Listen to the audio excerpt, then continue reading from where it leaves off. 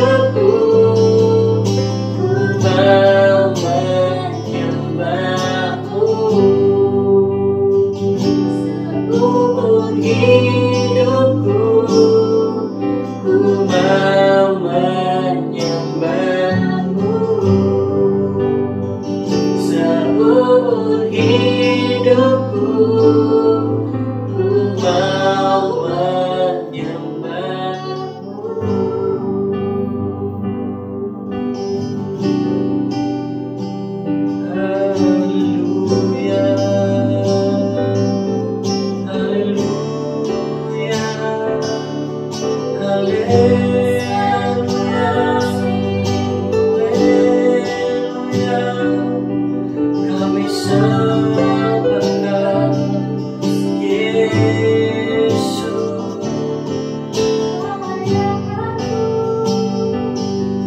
Haleluya, haleluya, Yesus.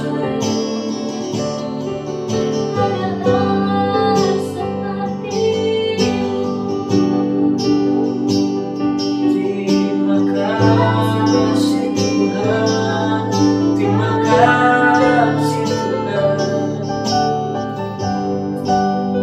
terima kasih Tuhan buat kasih-Mu, buat kasih-Mu.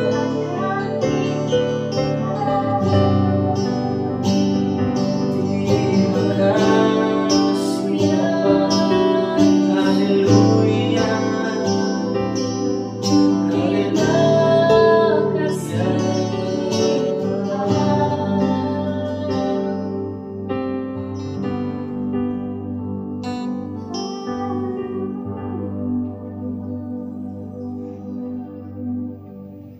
kami mau terus menyembah-Mu Bapa, kami mau terus memuji-Mu Bapa.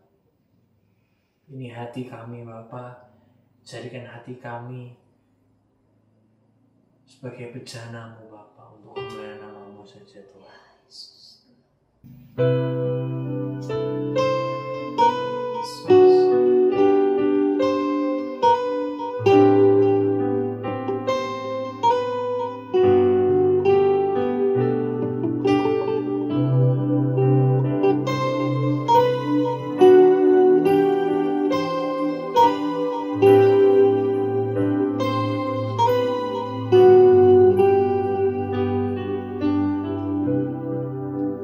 Kekuatan di jiwaku, ketenangan di batinku, ada dalam hadirat-Mu, ku menyembah-Mu.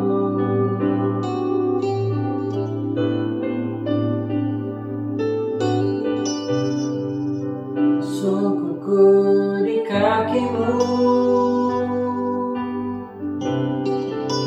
rasakan hadirat-Mu, takkan ku melepaskan-Mu, oh cahaya bagiku, mengiringi-Mu seumur hidupku, masuk dalam rencana-Mu Bapa. Pikiranku, kehendakku, ku serahkan padamu, harapanku hanya di dalam-Mu, ku kan teguh bersama-Mu Tuhan, jadikanku bejana-Mu untuk memuliakan-Mu.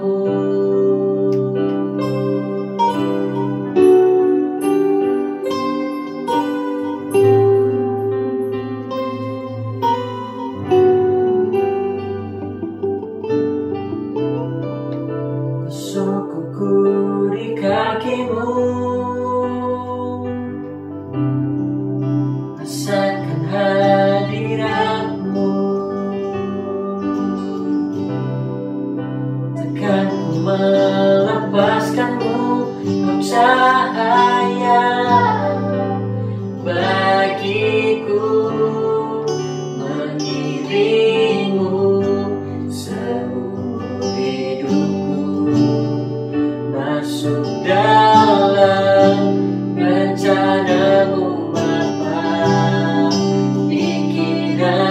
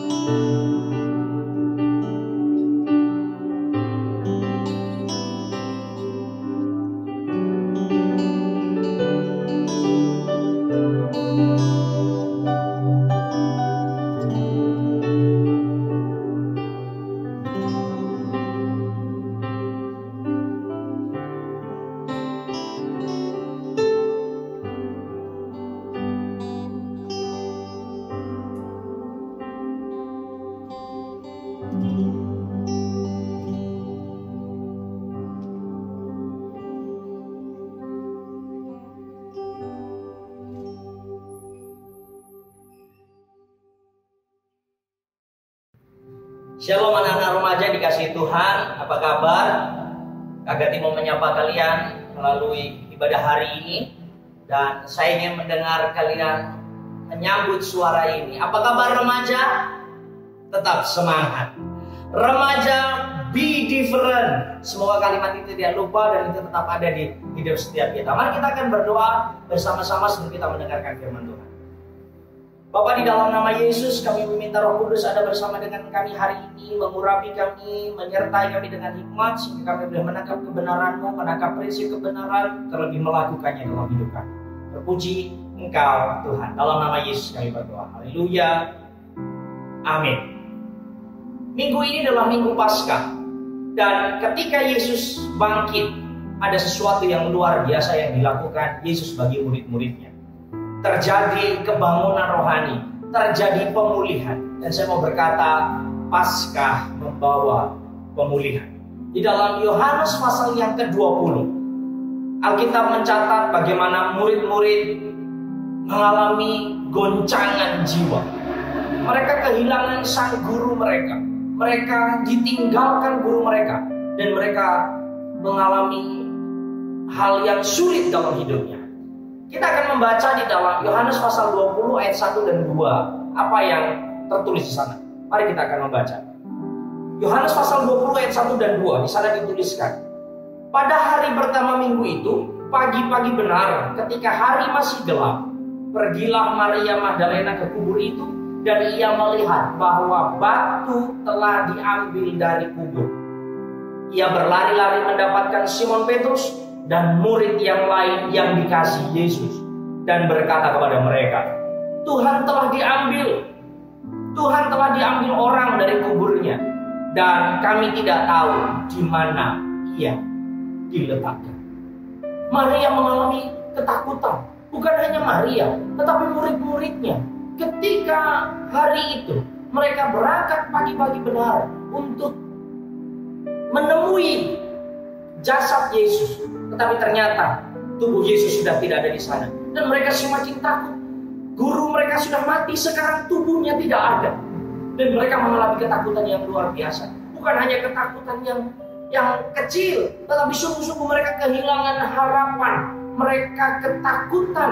Mereka mengalami kegelisahan. Bahkan mereka lupa akan janji-janji Tuhan. Apa buktinya? Di dalam Yohanes pasal 20. Nanti teman-teman bisa baca dari ayat 11 sampai ayat 29. Itu bukti bahwa murid-murid mengalami kehilangan harapan. Mereka tidak mengerti, mereka takut, mereka mengurung diri. Mereka takut kalau mereka akan dibunuh seperti dengan cara Yesus diperlakukan. Mereka berkumpul bersatu dalam satu rumah, mereka menutup rumah itu. Mereka mengalami ketakutan yang besar. Mereka lupa bahwa Yesus pernah berjanji bahwa memang aku akan dibunuh, tetapi pada hari yang ketiga aku akan bangkit. Dalam kehilangan harapan mereka, Yesus hadir di tengah-tengah mereka dan Yesus berkata, damai sejahtera bagi kamu. Yesus datang, Yesus bangkit dan mendatangi murid-muridnya dan memberi harapan.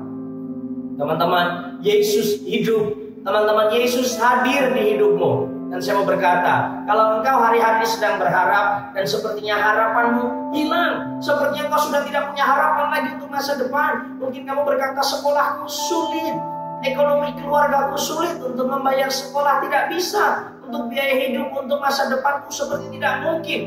Saya mau berkata, kalau ada Yesus di sana, ada harapan untuk masa depan. Dan Yesus hidup. Yesus ada bersama dengan kita. Maka jangan takut. Pegang janji firman Tuhan bahwa Dia Allah yang menemani kita, Allah yang menyertai kita. Dan kalau Dia ada bersama dengan kita, maka tidak ada satu hal pun yang tidak mungkin Allah lakukan. Hari ini saya mau berkata, teman-teman, terus berharap kepada Tuhan, karena Yesus sudah bangkit dan harapan itu tetap ada. Yang kedua, ketika Yesus bangkit, bukan hanya harapan yang dipulihkan. Orang yang kehilangan harapan dipulihkan kembali. Bukan hanya itu, tetapi Tuhan datang dengan pemeliharaan. Ketika di pasal 21, Yohanes pasal 21 ayat 1 sampai ke 4, saya akan membaca. Di sana dituliskan seperti ini. Kemudian Yesus menampakkan diri lagi kepada murid-muridnya di pantai Danau Tiberias, dan ia menampakkan diri sebagai berikut. Di pantai itu berkumpullah Simon Petrus, Thomas yang disebut Didimus, Nathanael dari Kana yang di Galilea, anak-anak Zebedeus, dan 2 orang murid yang lain. Kata Simon Petrus kepada mereka, "Aku pergi menangkap ikan." Kata mereka kepadanya, "Kami pergi juga dengan engkau." Mereka berangkat lalu naik ke perahu, tetapi malam itu mereka tidak menangkap apa-apa. Ketika hari mulai siang, Yesus berdiri di pantai, akan tetapi murid-muridnya itu tidak tahu bahwa itu adalah Yesus. Kata Yesus kepada mereka, "Hai anak-anak, adakah kamu mempunyai lauk pauk?" Jawab mereka, "Tidak ada." Kata Yesus kepada mereka, "Tebarkanlah jalamu di sebelah kanan perahu, maka akan kamu peroleh." Lalu mereka menebarkannya, dan mereka tidak dapat menariknya lagi karena banyaknya ikan. Ketika Yesus belum bertemu dengan mereka, ketika Yesus belum bersama-sama dengan mereka, mereka tidak punya lauk pauk. Mereka sudah mencari ikan tetapi tidak mendapat apa-apa. Tetapi ketika Yesus hadir, ada pemeliharaan. Yesus berkata, "Tebarkanlah jalamu." Itu siang hari, sesuatu yang mustahil, mencari ikan di siang hari di tengah-tengah danau. Tetapi Yesus berkata, "Tebarkan," dan murid-muridnya melakukan. Apa yang terjadi? Yesus hadir di sana, ada pemeliharaan terjadi. Hari ini saya mau berkata, Yesus hidup, Yesus sudah bangkit teman-teman. Apapun yang engkau butuhkan, sesungguhnya Allah sanggup menyediakan. Allah akan memelihara engkau di tengah-tengah kesulitan hidupmu. Allah akan menolongmu di tengah-tengah kesulitan hidupmu. Mungkin engkau sedang berpikir yang sudah kelas 3 akan sekolah ke sana, akan melanjutkan di universitas di sana dengan biaya yang begitu besar. Mungkin engkau sedang berpikir bagaimana akan bisa mencukupi itu semua. Saya mau berkata, kalau ada Tuhan di hidupmu, kalau ada Tuhan bersama-sama dengan kita, maka pemeliharaan itu pasti akan terjadi. Apa yang kau makan, minum, pakai, Tuhan akan sediakan. Karena Allah yang kita sembah adalah Allah yang begitu mengasihi kita. Dia sudah bangkit, Dia sudah hidup. Ada pengharapan dan ada pemeliharaan Tuhan nyata bagi kita semua. Apapun yang sedang kau kejar untuk masa depanmu, kerjakan bagianmu dengan sungguh dan libatkan Tuhan dalam hidupmu. Maka Allah akan di sana membuat harapanmu menjadi nyata, karena Dia Allah yang memelihara hidup kita. Selamat Paskah, selamat menikmati berkat Tuhan, selamat menikmati pemeliharaan Tuhan, selamat menikmati penyertaan dari Tuhan kita, Yesus Kristus Tuhan. Amin. Mari kita akan berdoa bersama-sama. Bapa, kami mengucap syukur buat firman-Mu hari ini. Biar kami terus diteguhkan bahwa kebangkitan-Mu membawa harapan dalam hidup kami. Kebangkitan-Mu membawa pemeliharaan dalam hidup kami. Biar itu menjadi nyata dalam setiap sisi hidup kami. Kami mau menikmati perjalanan bersama dengan Tuhan. Dan kami mau menikmati kasih, kuasa, kebesaran Tuhan semakin nyata dalam hidup kami. Ajar kami melekat erat dengan Bapa. Ajar kami melekat erat dengan Tuhan, sehingga kami boleh mengalami masa-masa bersama dengan Engkau. Terpuji Engkau Tuhan. Kami mengucap syukur, menyerahkan hidup kami dalam nama Tuhan Yesus Kristus. Haleluya. Amin. Tuhan memberkati kita semua. Hai teman-teman Hagios Teens, gimana nih kabarnya? Nah, untuk mengisi kegiatan kalian selama di rumah aja, kita akan mengadakan challenge selama 7 hari penuh. Jadi, setiap jam 8 pagi, di Instagram Hagios Teens akan mengupload ayat yang bisa kalian pakai untuk saat teduh. Dan jangan lupa untuk mengikuti challenge-nya selama 7 hari penuh ya. Akan ada hadiah juga buat kalian yang tekun dan terus saat teduh. Jadi terus pantengin Instagram Hagios Teens dan ikuti challenge-nya. See you!